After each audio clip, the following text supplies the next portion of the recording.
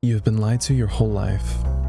There is an entire world hidden from you, hidden in plain sight, full of animals, creatures, and dead bodies. There are catacombs underneath every public government building, labyrinths stretching down into the guts of the world. Everyone knows about them, and everyone has lied to you about them.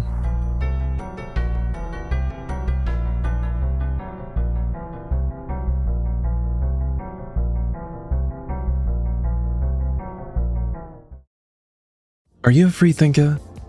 Do you suffer from intense paranoia and deeply distrust the government? If so, then this is the game for you.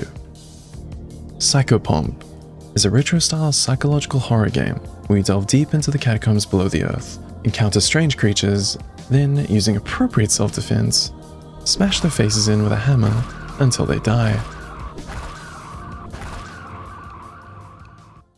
The game is divided into different levels, each one requiring you to kill certain creatures, solve simple puzzles, and then, at the end of the level, collect the strange floating orbs referred to as the eggs of the earth.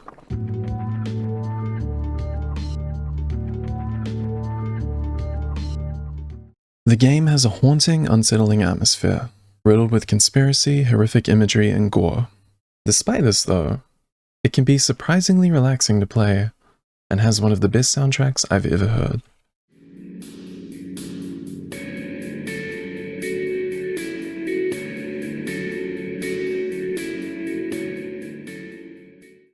We play as Sewage Vishneri, but that name doesn't exactly roll off the tongue, so mostly people just call her Pompey.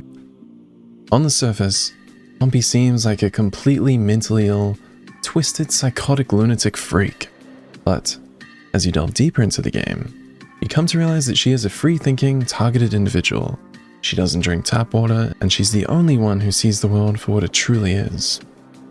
Pompey's quest is to figure out what's really going on in the world, and to do so, she has created a magical helmet using solid metal, protective charms, prayer scrolls from different religions, urine, holy water, and a silly little satellite dish. She calls it the Psychopomp. The Psychopomp lets her see the secret world that was hidden from her.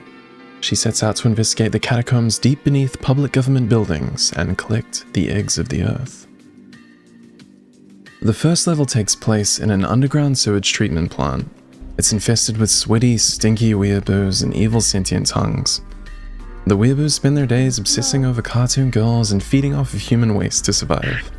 The sewer is where their kind belong, and they're quite happy there among the piss and the feces.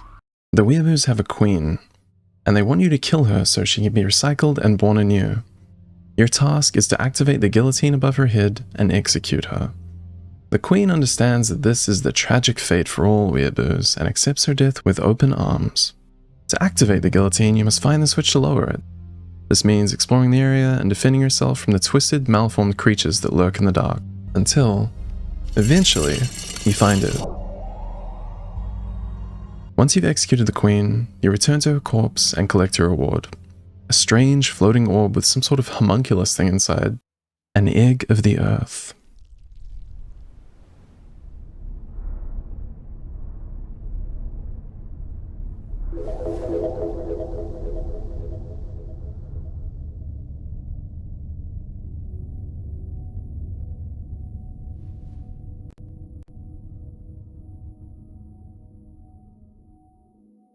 Most of the levels in this game play out similarly.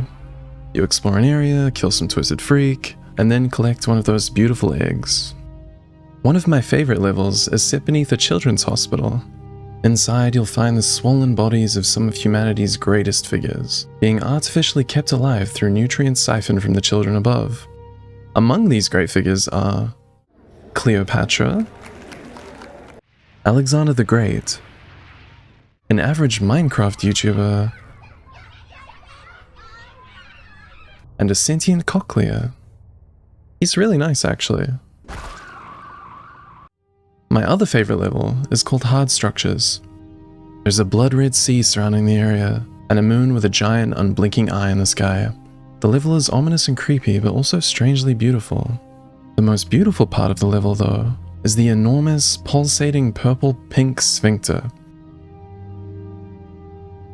The level's inhabitants are sentient buildings that have been set upon by gigantic, parasitic silk moths, and they need your help to get rid of them.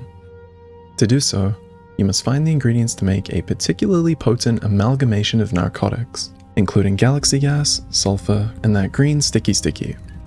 Once you've made it, the noxious plumes emitted from the concoction scare away the moths, leaving the sentient buildings once again free to reproduce and make more little baby buildings.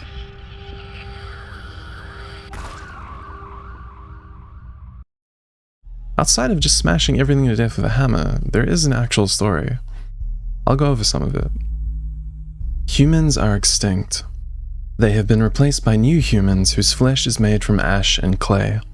The vermin dogs manipulate events from the shadows, and the Thraits pray for the Dragonfly Queen to return after being forced underground by the new humans. What are Thraits and vermin dogs? The Thraits are these strangely thick, curvy, furry dinosaur horse things that have gigantic humps and big fat dump trucks. To a lesser man, this might look like a poorly disguised fetish inserted by the creator of the game, but true, learned scholars understand that they are absolutely integral to the game's story. As for the vermin dogs, well, I'm not entirely sure what they are. The only vermin dog we actually see in-game is the king of all dogs, as well as one of his subordinates in one of the transient locations. We don't know much about them, but they seem to be quite important to the game's story. As you can see, the king of all dogs is a very good boy, full of love, joy, and kindness. I'm sure he has only the purest of intentions. There's also a bunch of mini-areas called transient, ephemeral, and aberrant locations. You don't need to play them in order to progress, but they contain some pretty interesting and spooky encounters, as well as clues relating to the lore. The two most interesting of these, in my opinion, is the human seed bed location, as well as the starting place location. The human seed bed is a place where the freshly born humans develop and grow. True humans went extinct long ago, and these nightmare imitations replace them. As you head back to the exit, you encounter one of these humans trying to become you. Thankfully, you can just brutalize it with a hammer. It's not a big deal. The starting place location contains the freshly hatched chrysalis of the Dragonfly Queen. Also nearby is a devout Thrait who has faith that the Queen will return despite the machinations of the vermin dogs. The game revolves around Pompey's awakening. The more twisted freaks she kills, the closer she gets to reaching her full potential. Throughout her journey, she'll destroy monarchs, tumors, piss monsters, these things, and even ancient gods. Each monster she kills brings her closer to ascension. Each egg she collects provides her with a healthy source of protein, antioxidants, vitamins, and minerals. Until... finally...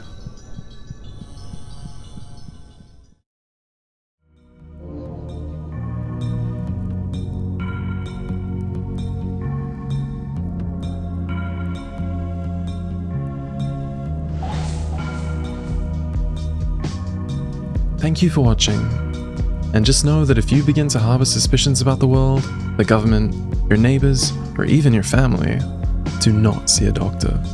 Flush your pills down the toilet, build your own psychopomp, and find the truth.